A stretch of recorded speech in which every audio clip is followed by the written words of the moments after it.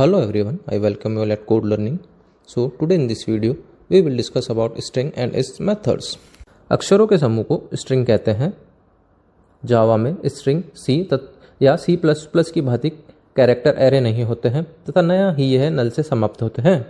String में index number 0 से शुरू होता है। स्ट्रिंग ऑब्जेक्ट के प्रकार। जावा में स्ट्रिंग ऑब्जेक्ट को दो प्रकार से बनाया जा सकता है। पहला है स्ट्रिंग क्लास की सहायता से, दूसरा है स्ट्रिंग बफर क्लास की सहायता से। स्ट्रिंग तथा स्ट्रिंग बफर क्लास में अंतर।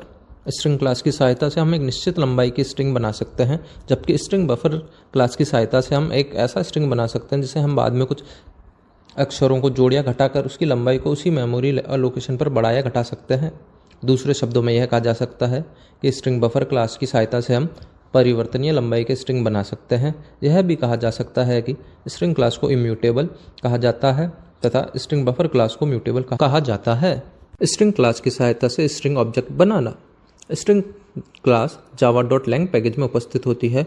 जावा में स्ट्रिंग ऑब्जेक्ट बनाने के लिए स्ट्रिंग क्लास को लिखकर ऑब्जेक्ट का नाम लिखा जाता है। एक बात का ध्यान रखें, जावा केस सेंसिटिव है अतः स्ट्रिंग का एस कैपिटल लेटर में आएगा। स्ट्रिंग को तीन तरह से बनाया जा सकता है। पहला है स्ट्रिंग क्लास लिखकर स्ट्रिंग का नाम लिखा जाता है, जैसे स्ट्रिंग ए। दूसरा तरीका है स्ट्रिंग का नाम लिखकर इक्वल ऑपरेटर लिखा जाता है।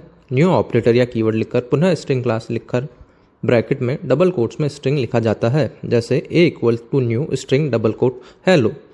तीसरा तरीका है स्ट्रिंग क्लास लिखकर स्ट्रिंग का नाम लिखकर उसमें वैल्यू को स्टोर करना, जैसे string A equal to hello. User द्वारा स्ट्रिंग की वैल्यू स्टोर करना। स्ट्रिंग में वैल्यू को यूज़र द्वारा भी स्टोर किया जा सकता है। आइए इसे एक उदाहरण से समझते हैं। इस उदाहरण में java.util.asterisk को इंपोर्ट किया गया है। मेन मेथड में स्ट्रिंग का एक वेरिएबल s डिक्लेयर किया गया है। स्कैनर क्लास का ऑब्जेक्ट ob बनाया गया है। प्रिंट ln मेथड द्वारा एंटर स्ट्रिंग को प्रिंट कराया गया है। स्कैनर क्लास के नेक्स्ट मेथड के द्वारा s इक्वल टू ob.next से इनपुट लिया गया है। यू एंटर्ड को वेरिएबल s की वैल्यू के साथ प्रिंट किया गया है। यूज़र द्वारा एक से अधिक शब्दों वाला स्ट्रिंग पूछना। स्कैनर क्लास के नेक्स्ट लाइन मेथड का प्रयोग एक से अधिक शब्दों वाले स्ट्रिंग को इनपुट में लेने के लिए किया जाता है। यदि हम नेक्स्ट मेथड द्वारा एक से अधिक शब्दों वाले स्ट्रिंग को इनपुट में लेने की कोशिश करेंगे तो नेक्स्ट मेथड केवल पहले शब्द को ही स्ट्रिंग में लेगा। आइए इसे एक उदाहरण से समझते हैं। इस उदाहरण में java.util.asterisk को इनपुट किया गया है। मेन मेथड में स्ट्रिंग का एक वेरिएबल a डिक्लेयर किया गया है। स्कैनर क्लास का एक ऑब्जेक्ट ob बनाया गया है। प्रिंट ln मेथड द्वारा एंटर स्ट्रिंग को प्रिंट कराया गया है। स्कैनर क्लास के नेक्स्ट लाइन मेथड के द्वारा a equal to ob.next line में इनपुट लिया गया है। यू एंटर्ड को वेरिएबल a के साथ प्रिंट किया गया है। स्ट्रिंग से संबंधित मेथड्स। जावा की स्ट्रिंग क्लास में विभिन्न मेथड होते हैं जिनकी सहायता से हम स्ट्रिंग की लेंथ ज्ञात कर सकते हैं, दो स्ट्रिंग्स को आपस में जोड़ सकते हैं। ऐसे विभिन्न कार्य हम कर सकते हैं। स्ट्रिंग क्लास में स्ट्रिंग से संबंधित कुछ method: length method, concat method, char at method, equal method, equal ignore case method, index of method, last index of method, replace, trim method, sub string method, compare to method, end with method, to char array method, start with method, to lower case method, to upper case method, compare to ignore case method. आइए इन method को एक एक करके उदाहरण के साथ समझते हैं। Length method. इस मेथड का प्रयोग किसी स्ट्रिंग में उपस्थित अक्षरों की संख्या को ज्ञात करने के लिए किया जाता है। आइए इसे एक उदाहरण से समझते हैं। इस उदाहरण में मेन मेथड में स्ट्रिंग का एक वेरिएबल a डिक्लेयर किया गया है जिसमें हेलो वैल्यू को स्टोर किया गया है। इंटीजर का एक वेरिएबल i डिक्लेयर किया गया है। वेरिएबल i में a डॉट लेंथ की वैल्यू को स्टोर किया गया है। लेंथ ऑफ को वेरिएबल a तथा वेरिएबल i की वैल्यू के साथ प्रिंट किया गया है। Concat method. इस मेथड का प्रयोग दो स्ट्रिंग्स को जोड़ने के लिए किया जाता है। आइए इसे एक उदाहरण से समझते हैं। इस उदाहरण में मेन मेथड में स्ट्रिंग के दो वेरिएबल s1 तथा s2 डिक्लेयर करके s1 में हेलो तथा s2 में वर्ल्ड वैल्यूज को स्टोर किया गया है। s1 equal to s1 dot concat s2 द्वारा s1 वेरिएबल की वैल्यू को s2 वेरिएबल की वैल्यू के साथ जोड़ा गया है। s1 की वैल्यू को प्रिंट किया गया है। Care at method. यह मेथड किसी स्ट्रिंग की निर्धारित स्थिति से एक अक्षर को रिटर्न कराता है। आइए इसे एक उदाहरण से समझते हैं। इस उदाहरण में मेन मेथड में स्ट्रिंग का एक वेरिएबल ए डिक्लेयर करके उसमें हेलो वैल्यू को स्टोर किया गया है। केयर का एक वेरिएबल ch डिक्लेयर किया गया है। ch में a.char@2 की वैल्यू को स्टोर किया गया है। char@2 इस को वेरिएबल ch की वैल्यू के साथ प्रिंट किया गया है। यह मेथड l कैरेक्टर को रिटर्न करेगा। इक्वल्स मेथड, इस मेथड का प्रयोग दो स्ट्रिंग की आपस में तुलना करने के लिए किया जाता है। यदि दोनों स्ट्रिंग समान हो तो यह ट्रू रिटर्न करेगा, अन्यथा फॉल्स रिटर्न करेगा।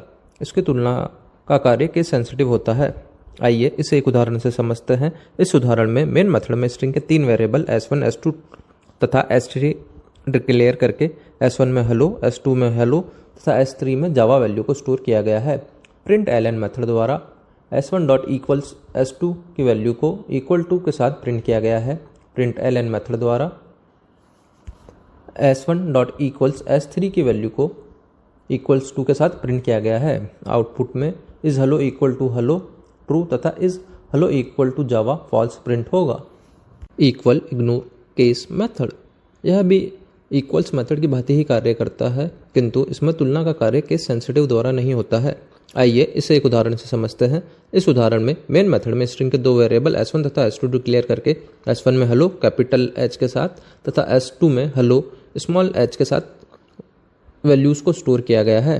प्रिंट ln मेथड द्वारा s1 डॉट इक्वल्स s2 की वैल्यू को इस इक्वल टू के साथ प्रिंट किया गया है। प्रिंट ln मेथड द्वारा s1 dot equals ignore case s2 की वैल्यू को इस इक्वल के साथ प्रिंट किया गया है। आउटपुट में is hello equal to hello false तथा is hello equal to hello true print होगा। इंडेक्स ऑफ मेथड, यह मेथड दिए गए कैरेक्टर की स्ट्रिंग में फर्स्ट पोजीशन को रिटर्न करता है। आइए इसे एक उदाहरण से समझते हैं। इस उदाहरण में स्ट्रिंग का एक वेरिएबल a डिक्लेयर करके उसमें हेलो वैल्यू को स्टोर किया गया है। a dot index of l की वैल्यू को पोजीशन ऑफ l इज के साथ प्रिंट किया गया है। आउटपुट में position of l is 2 print होगा। लास्ट इंडेक्स ऑफ मेथड, यह मेथड दिए गए कैरेक्टर की स्ट्रिंग में लास्ट पोजीशन को रिटर्न करता है। आइए इसे एक उदाहरण से समझते हैं। इस उदाहरण में मेन मेथड में स्ट्रिंग का एक वेरिएबल a डिक्लेयर करके उसमें हेलो वैल्यू को स्टोर किया गया है। a dot last index of l की वैल्यू को पोजीशन ऑफ l इस के साथ प्रिंट किया गया है। आउटपुट में position of l is 3 print होगा। रिप्लेस मेथड, इस मेथड का प्रयोग स्ट्रिंग के किसी कैरेक्टर को दूसरे कैरेक्टर से बदलने के लिए किया जाता है। इस मेथड में दो आर्गुमेंट पास होते हैं। पहला जिस कैरेक्टर को रिप्लेस करना है तथा दूसरा जिस कैरेक्टर से रिप्लेस करना है। आइए इसे एक उदाहरण से समझते हैं। इस उदाहरण में मेन मेथड में स्ट्रिंग का एक वेरिएबल a डिक्लेयर करके उसमें हेलो वैल्यू को स्टोर किया गया है। a dot replace e a को प्रिंट किया गया है। आउटपुट में हेलो में e के स्थान पर a आएगा तथा आउटपुट HALLO प्रिंट होगा। ट्रिम मेथड, इस मेथड का प्रयोग स्ट्रिंग में लेफ्ट तथा राइट साइड के रिक्त स्थानों को हटाने के लिए किया जाता है। आइए इसे एक उदाहरण से समझते हैं। इस उदाहरण में मेन मेथड में स्ट्रिंग के दो वेरिएबल a तथा b को डिक्लेयर किया गया है।